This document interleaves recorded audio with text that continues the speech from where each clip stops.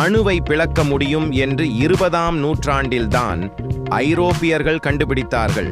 ஆனால் இதை ஔவையார் 2000 ஆண்டுகளுக்கு முன்பே அணுவை துளைத்து 7 கடலை புகட்டி குறுகத் தரித்த குரல் என்று பாடிவிட்டார். அணுவை துளைக்க முடியும் என்ற அறிவியலை அவர் சாதாரணமாக கையாண்ட விதம் பிரமிக்க வைக்கிறது. இது மட்டுமல்ல, பரமாணு என்ற வார்த்தையை சித்தர்கள் பயன்படுத்தினர். ஒரு மனிதனின் உடல் பல கோடி அணுக்களால் ஆனது என்பதையும் அதை காயகல்பம் மூலம் மாற்ற முடியும் என்பதையும் அவர்கள் அறிந்திருந்தனர்.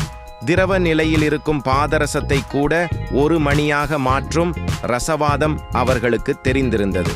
இன்று நானோ டெக்னாலஜி பேசும் விஷயங்களை அவர்கள் அன்றே செய்தார்கள். நவீன அறிவியல் வியக்கும் பல உண்மைகள் தமிழ் இலக்கியங்களில் ஆன்மீகம் என்ற பெயரில் பொதிந்து கிடக்கின்றன. இந்த வீடியோ உங்களுக்கு பிடிச்சிருந்தா ஒரு லைக் பண்ணிட்டு சப்ஸ்கிரைப்